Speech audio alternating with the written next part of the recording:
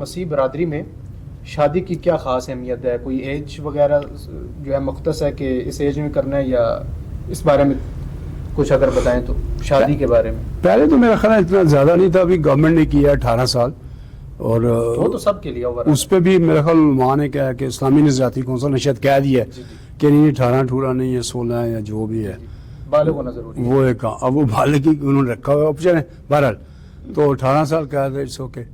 تو اس کے لیے یہ ہے کہ جی جب ماں باپ بیٹی اور بیٹے کے لیے کوئی انتخاب ہو جاتا ہے، ٹھیک ہے، تو اس کے لیے پھر یہ ہے کہ وہ چرچ میں، سچائی میں آپ کو بیان کر دوں کہ چرچ میں ہے لیکن بہت کم کیا جا رہا ہے۔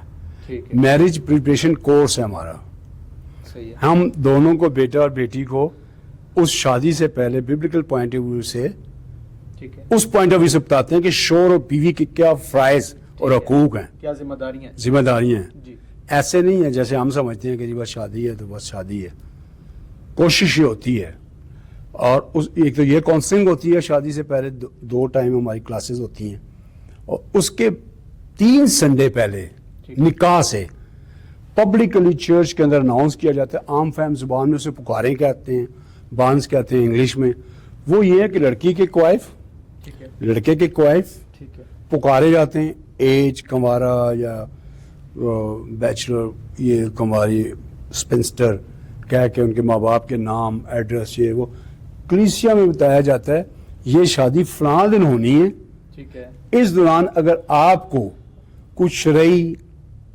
کوئی قانونی کسی طرح سے بھی اگر آپ سمجھتے ہیں کہ ان کا نکاح جائز نہیں تو آپ ہمیں بتا سکتے ہیں اور ہم ان کا نکاح نہیں کریں۔ مطلب پہلے اناؤنس کیا جاتا ہے۔ تین سنڈے، اور چوتھے سنڈے جس دن نکاح ہو رہا ہوتا ہے، جی، پھر دونوں کے درمیان دولہا دلہن کو کھڑے کر کے پھر ایک بانز ہوتی ہے، پکار ہوتی ہے، کیا آپ اپنی مرضی سے کر رہے ہیں؟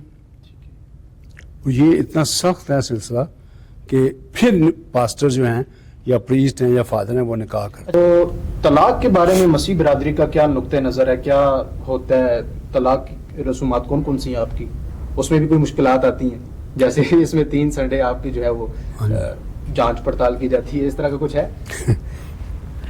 اب یہ بھی ایک بڑا زبردست کوشچن ہے کرسچینٹی میں، جی، اس میں بھی ہم بٹے ہوئے ہیں۔ اچھا، اس میں بٹے ہوئے ہیں، ہم ٹھیک ہے، ایکچولی انجیل مقدس کی تعلیم کے مطابق جی، یہ طلاق جو ہے نا اس کو بہت برا عمل سمجھا جاتا ہے، عمل سمجھا جاتا ہے، ٹھیک ہے، اور کرسچینٹی میں طلاق بالکل الاؤ نہیں ہے، الاؤ نہیں ہے، نہیں ہے، اور somehow کسی وقت ایسا ہوتا بھی ہے۔ اب اس میں کچھ چرچز ہم پھنسے ہوئے ہیں کہ ببلیکل پوائنٹ آف ویو سے ایک چیز راستہ بند کر دیا گیا ہے، لیکن فزیکلی ہم دیکھتے ہیں پھر اس میں قباحتیں بہت آتی ہیں۔ ٹھیک ہے، پھر ہم یہ دیکھتے ہیں کہ اگر ڈیورس ہو گئی ہے پراپر، اس کا کوئی پراپر کوئی طریقہ ہے ڈائیورس کا؟ کیسے ہمارے جو رومن کیتھولک چرچ ہے، نماز ادا کرنے پڑتے ہیں؟ میرا خیال ہے کہ وہ نہیں، کچھ بھی نہیں، ایسا کچھ نہیں ہے؟ پہلی بات ہے ڈیورس ہے ہی نہیں ہے، ہے ہی نہیں ہے، یہ بنائی گئی ہے، ہاں جی، مطلب میں الاؤ ہی نہیں ہے۔